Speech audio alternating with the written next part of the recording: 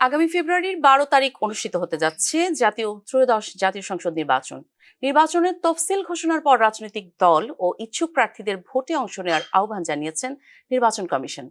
1.5 দশকের বেশি সময় ধরে আওয়ামী লীগ সরকারের অধীনে অনুষ্ঠিত 3টি জাতীয় সংসদ নির্বাচনের সবগুলো নিয়েই নানা প্রশ্ন ছিল। তাই এবারের নির্বাচন নিয়ে রাজনৈতিক দলগুলো ও ভোটারদের মধ্যে আগ্রহ দেখা যাচ্ছে।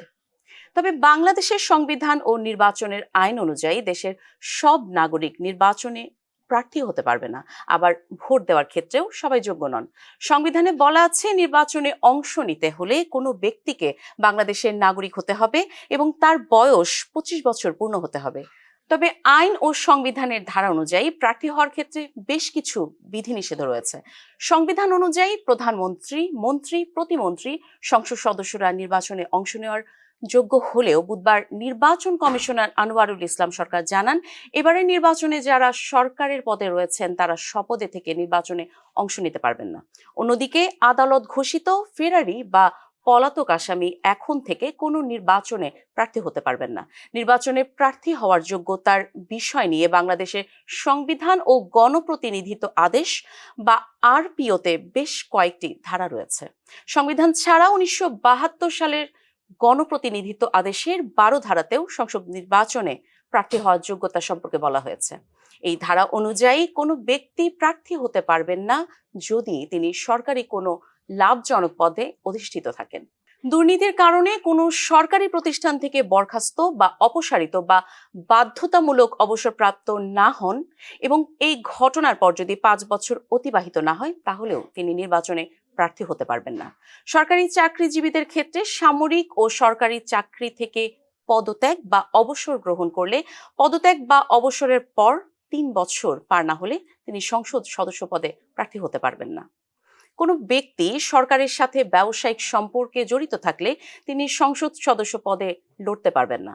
বিদেশি কোনো রাষ্ট্র বা প্রতিষ্ঠান থেকে অনুদান বা তহবিল গ্রহণ করে এমন কোনো বেসরকারি সংস্থার কার্যনির্বাহী পদে কর্মরত থাকলে বা এই পদ থেকে পদত্যাগ না বা অবসরের পর 3 বছর পার না হলে তিনি প্রার্থী হতে পারবেন না।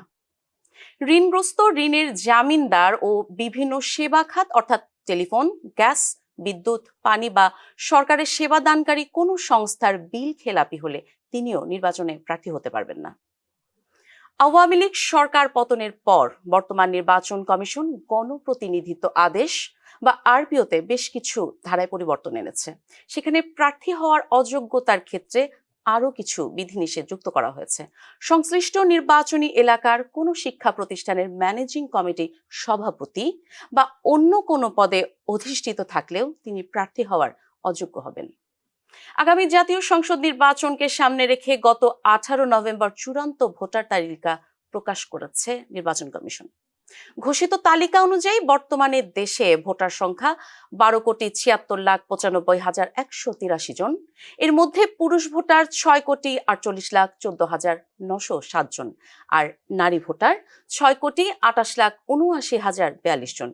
আর তৃতীয় লিঙ্গ পরিচয়ে ভোটার আছেন 1,234 জন। নিয়ম অনুযায়ী 18 বছর বা তার বেশি বয়সী যে কেউ বাংলাদেশের নাগরিক ভোটার হতে পারবেন এবং যাদের নাম ভোটার তালিকায় অন্তর্ভুক্ত আছে তারা সবাই ভোট দিতে পারবেন। এমনকি কারাগারে বন্দী ব্যক্তিরাও পোস্টাল ব্যালট ভোট দেওয়ার সুযোগ পাবেন।